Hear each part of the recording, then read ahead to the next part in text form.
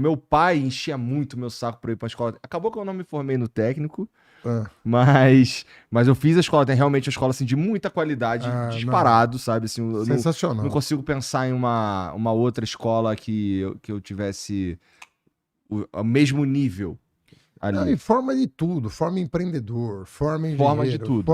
sabe, forma. Isso eu posso atestar, é verdade.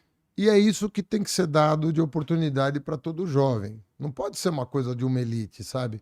Para poucos. Quando eu digo de elite, eu não estou falando que você é de origem rica ou pobre, nem sei. Não, estudei pra caralho pra entrar no Cefet, porra. Era foda. Eu chegava lá e o pior que eu cheguei, mais ou E é menos. duro ainda. E assim, é sim, verdade. E uma realidade completamente diferente. E quando eu cheguei lá, eu percebi que eu era um dos poucos que não fez cursinho, porque tinha os moleques que fez cursinho lá, tinha um monte de burguesinho também na parada. É, Mas tem. assim, não é culpa deles, né? Mas Mas o legal dali é que o burguês gosta tanto quanto o pobre de estudar lá e é pública. é, Escola pública. é, O barato da escola pública é esse, porra. Você misturar todo mundo ali. realmente. Agora, tem que ser. Eu sou daqueles professores que gosta de cobrar as coisas. Porque eu não consigo entender um cara achar que vai aprender sem esforço. Não tem isso, cara.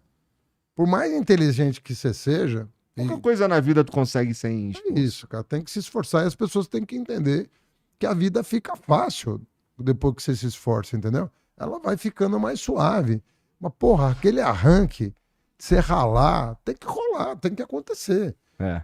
E Pô, é assim, mas o grande lance aí disso que você quer fazer com as escolas técnicas, mais uma vez, eu acho que é pensar tudo nesse primeiro momento, talvez não seja um problema o mercado para absorver todas essas pessoas. Mas daqui a um tempo a gente precisa, vamos dizer que você seja eleito e reeleito. Talvez num possível segundo. Já tô pensando mó longe aqui, hein, Haddad? É. pensa positivo. Então, assim, você vai precisar pensar puta, tá, o mercado parou de absorver essa galera desse curso aqui, desse, então vamos ter que repensar algumas coisas. Porque É, eu acho, ó, eu vou confessar, eu ouvi o Eduardo Oineg falando no Band News, que eu escuto pra caramba, e ele tava falando sobre o mercado absorver pessoas que passaram por ProUni, que passaram por FIES, passaram por tudo isso aí, que isso pode se tornar, ou se já não é um problema, com de a ter essas economia atual, pessoas. pô. A economia rodando a 1% não absorve as pessoas que estão se formando. Tem como. É. Então, pode ser um problema pro futuro se a gente continuar no mesmo ritmo. Então, é isso que você está dizendo. Total. A Tá. gente não pode crescer 1% ao ano. Nós não podemos crescer 1% ao ano. É pouco. É demais pouco. E, Ainda não e absorve. como é que São Paulo pode contribuir para melhorar esse crescimento aí? Cara, primeiro assim, é o que eu estou te falando. Eu não acredito em crescimento com a base da pirâmide sem chegar no final do mês. O cara que trabalha tem que chegar no final do mês, por definição. Ele não vai ter uma vida luxuosa, não. Ele está na base da pirâmide, ele está começando, ele está com um salário mínimo e meio, dois salários mínimos. Mas esse cara tem que chegar no final do mês sem dívida, cara. Hoje as É dívidas estão difícil, se hein? acumulando. Não, não era assim, não era difícil. As pessoas chegavam, entendeu? Estourou uma crise e a gente se embananou numa crise política. E a crise política está atrapalhando o Brasil reencontrar o rumo do desenvolvimento. Nós temos um caminho. O Brasil está cheio de oportunidade. O mundo está olhando para o Brasil, nesse momento, com puta interesse. É verdade. Grande interesse. Guerra na Europa. Mérito do governo atual, hein? Cara, o pior é que não é. Sabe por quê? O... A guerra na Europa tem nada a ver com o mérito do. A menos que o. É verdade, é bom. Nesse caso, tudo Aí você bem. tem, você tem tensões na Ásia. Que a Ásia estava bombando. Uhum. Hoje tem uma tensão na Ásia. A China, ela prosperou tanto que ela começou a incomodar demais. Aí o lance de Taiwan entra na roda, Taiwan, a nova Ucrânia lá da Ásia e tal. É um lugar de disputa territorial e tal. Aí a Ucrânia deu aquela bagunça terrível, bagunçou a economia europeia. Os Estados Unidos não estão bem, não estão com a pujança que sempre tiveram, até pela concorrência internacional. Geopoliticamente, o mundo está bagunçado. Isso favorece um território, uma região que está em paz e não tem perspectiva de guerra aqui. E tem oportunidade. Então o mundo que está líquido pra caramba, tem dinheiro pra caramba. Não falta dinheiro no mundo. Tá faltando investimento. Aí o cara fala, porra, vou botar dinheiro no Brasil. Aí ele fica, mas quem vai ser o presidente? O que o cara vai fazer? Vai ser o Bolsonaro? Vai ter sustentabilidade? Vão devastar a Amazônia? Vão vacinar o povo? O cara começa a ficar inseguro, ele não investe, ele vai ficar esperando uma definição. O acordo Mercosul-União Europeia não sai. Por quê? Porque o Bolsonaro brigou com o Macron, chamou a mulher dele de feia. Sabe essas coisas de... Puta, nem... Cara, é muito infantil esse governo. O Bolsonaro é meio vacilão nesse ponto aí mesmo, de falar umas paradas assim, né? Cara, o problema do Bolsonaro é que ele não entende o seguinte. Outro dia eu tava vendo ele falar e ele falou, gente, vota em mim, eu sei que eu falo muita besteira, mas esquece o que eu falo. Pensa no que nós estamos fazendo. O que ele não entende, o Bolsonaro, é que dizer é fazer, no caso de um presidente da República. Quando um presidente diz coisas, ele está fazendo coisas. Ele não percebe. Ele não percebe essa sutileza. Eu entendo, mas, ó, pra defendê-lo, se liga. Existe uma... Você sabe que a nossa... em média, assim, eu me coloco nessa média também. O brasileiro é meio desacreditadão com o lance de política, com o lance de políticos, na verdade. Eu até acho que a gente gosta de política, mas os políticos talvez eles sejam uma coisa que a gente toma um pouco mais de cautela. Talvez nesse momento atual nem tanto, porque a gente tem o Lula e o Bolsonaro, por exemplo, tem uma grande base de fãs mesmo, o que eu acho muito esquisito, pra ser sincero, ser fã de político. E, pô, talvez eu avalio, pelo menos, que a maneira como ele se coloca o aproxima de muitas pessoas, porque eu já falei isso antes, assim, eu acho que todo mundo tem um tio igualzinho o Bolsonaro, sabe? E por mais que eu concorde contigo que tem coisas que um presidente deveria falar de uma maneira melhor, ou às vezes nem falar, o fato dele falar a primeira coisa que vem na cabeça dele ali aproxima ele de um monte de gente, sabe? É verdade. E essa campanha, uma campanha bem mais profissional, como eu considero a campanha do Lula, por exemplo, bem mais profissional que a campanha do Bolsonaro, tudo isso, elas acabam se equivalendo, sabe? É porque o Bolsonaro meio que fala o que vem na cabeça. O Lula faz uma coisa bem feita pra falar o certo e o que as pessoas esperam ouvir e tudo mais. Mas o Bolsonaro fala que a primeira coisa que vem na cabeça e eu não sei, acho que elas se equivalem no fim das contas. Sabe, eu entendo o que você está falando, mas eu faria a seguinte observação. Para quem cada um está falando? E quem é o público de cada um? Acho que isso está claro nas pesquisas, então, inclusive. Quando você pega assim, o Lula está falando com os estratos da sociedade historicamente desfavorecidos pela política pública, pelo Estado, marginalizados pelo Estado, né? Um preconceito enorme. O Lula está falando assim, você pegar população de 0 a 2 salários mínimos, né? Mulheres, negros, nordestinos. O Lula está falando com um conjunto da sociedade que espera que o Estado tome providências para desfazer os mal-entendidos históricos desse país, que são graves. O Bolsonaro está jogando no time contrário, o time que quer manter o status quo. E ele tem público, que é o tio que você falou. Você vê que você fala de um tio.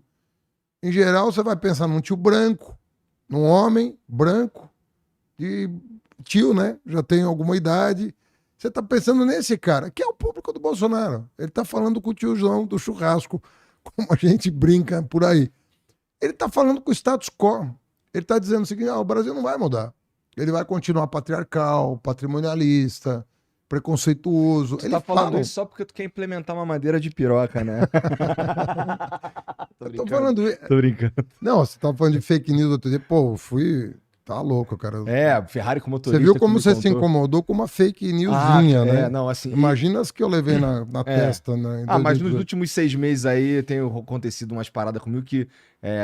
Mas machuca, né? Pô, não, é horrível. Você ficou incomodado aí com um negocinho? Nesse caso aí eu fiquei muito mais incomodado que dos outros, porque além de não ser verdade aquilo ali, ainda me coloca numa posição de estar defendendo um lado e eu não tô, Pois é. tá? Nenhum lado, inclusive, viu, Haddad? Pois é. Não, e imagina não, as fake news que. Pô, é tão difícil você. Já é tão difícil para a população ter tempo, informação séria para discernir entre dois políticos. Você imagina com a entrada da fake news na parada, no nível que tá. Pô, você fala assim, pô, eu tô. Assim, as pessoas, a política, tudo bem, tem casos do cara que meio que nasceu pra coisa, né? Mas tem casos, como o meu, por exemplo, que não foi uma coisa assim, foi uma espécie de renúncia. Eu falei, eu vou servir meu país. Eu fui para Brasília num cargo de quarto escalão. Eu não fui para ser ministro. Eu fui para ser assessor Aspone, pô, lá atrás, lá embaixo. Tu tava fazendo o que antes, rapidinho? Eu era professor da universidade, eu tinha uma consultoria. Tá. Eu te contei outro dia que eu fiz a tabela da FIP. Verdade, eu sei. Eu era consultor de empresas. No caso da tabela FIP, eu fui consultor do mercado segurador. Nós desenhamos uma solução. Os caras contrataram um comunista para fazer isso. Contrataram um comunista para resolver um problema do mercado segurador. E resolveu. Hoje você não tem mais polêmica entre segurado e seguradora em torno da indenização de perda total. Você vai lá e paga o cara pela tabela e acabou o assunto. É verdade. Foi uma engenharia. E eu sempre fui uma pessoa que gostava de desenhar soluções de mercado para os problemas que me apresentavam. E aí, quando eu fui para Brasília, eu abri mão de uma porção de coisa. A vida de consultor é diferente da vida de um cara que ganha salário lá de... Talvez seja uma vida bem melhor, inclusive. Não, mas, pô, é um prazer fazer política. É muito legal fazer política. Pô, você desenhar. Eu desenhei a tabela FIP para resolver um problema privado, né? Uma relação privada. Pô, desenhar o ProUni, você acha que me deu menos satisfação do que desenhar a tabela da FIP? Me deu até mais, porque ninguém sabe que está recebendo a indenização correta porque alguém pensou em criar um mecanismo justo de indenização. Pô, eu saio na rua, os ProUnistas me chamam para tirar foto, para brincar, me contam histórias que me emocionam. Aí um cara fala, Haddad, eu sou filho de pedreiro e virei engenheiro. Aí eu falo, pô, que legal. Daí o cara, mas o melhor você não sabe. Eu falo, o quê? O meu pai se formou comigo engenheiro. Porra, maneiro. Histórias como essa. Aí, pô, quando eu fui prefeito, nós desenhamos um sistema de ônibus noturno. São Paulo não tinha. São Paulo é uma metrópole cosmopolita que vive 24 horas e não tinha transporte noturno, porque o metrô fecha e os ônibus iam para as garagens. Nós desenhamos um modelo de ônibus noturno em São Paulo. Pô, outro dia eu não sabia que não tinha isso. Não tinha. Da meia-noite às 5 da manhã não tinha. Aí eu tava num restaurante com a minha esposa e tal. Aí os caras me olham assim, aí chegou uma hora que deu uma esvaziada no restaurante, o cara chegou lá e falou assim, pô, Haddad, vim te cumprimentar pelo ônibus da madrugada e tal. Eu falei, pô, que legal, cara. Por quê? Pô, eu ficava das 2 da manhã às 5, porra, esperando começar o serviço de ônibus na cidade. Falei, porra, não consigo nem imaginar que loucura é essa, né? Como é que essa cidade passou tanto tempo para resolver esse problema? Aí o cara falou, porra, eu agora durmo com a minha mulher de dia de semana. O cara só... Você já imaginou um negócio desse, cara? Você não dormir com a tua mulher porque não tem ônibus? Isso é um absurdo. Mas o barato da política é o seguinte, é você poder enxergar isso e resolver esse troço. E não é tão difícil resolver. Só que você precisa ter uma atenção, um olhar, uma dedicação. Então, quando eu vejo fake news, eu falo, pô, mas que coisa. É tão difícil você selecionar pessoas que estejam dispostas a ajudar o país a se desenvolver. Você vai lá e, em vez de disputar na ideia com o cara, porque, pô, se você perdeu na ideia, jogo jogado. Eu defendo A, o outro defende B. A população gosta de B, perdi. Mas e daí? Tá tudo bem. Agora eu defendo A, o cara fala que eu defendo C. O outro que defende B leva, fala, porra, eu não defendo o C, eu defendo A. Eu entendo. E eu gostaria que fosse bem mais limpo mesmo, assim. Você falou dos ônibus e uma das tuas propostas tem a ver com bilhete único metropolitano. Né? Em São Paulo existe o bilhete único, né? Mas o cara, eu não consigo sair daqui e ir pra... Ou eu consigo sair daqui e ir pra São Caetano, usando... Com o bilhete único, não. Não. Você só usa na capital. Porque na capital era uma loucura. Quando tu fala de bilhete único metropolitano, tu tá falando de que região? Tá falando do ABC, isso aí?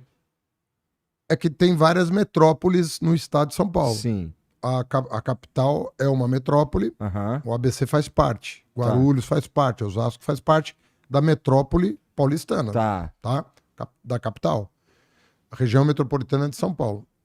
Tudo isso aí faz parte. Tá. Aí a ideia desse bilhete é o cara comprou uma passagem, ele transita pela metrópole sem a necessidade de pagar uma tarifa, uma outra tarifa, como aconteceu na capital.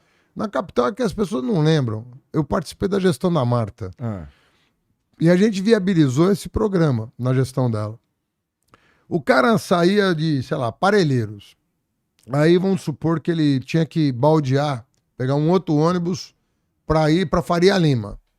Né? Ele vinha pelo corredor norte-sul, ele pagava 2 passagens. A gente criou um bilhete que era por horário. Ele tinha direito a usar num trajeto de 4 horas, ele podia usar o bilhete, sem pagar de novo. Aham. Então ele passou a mudar de ônibus para metrô para com a mesma tarifa.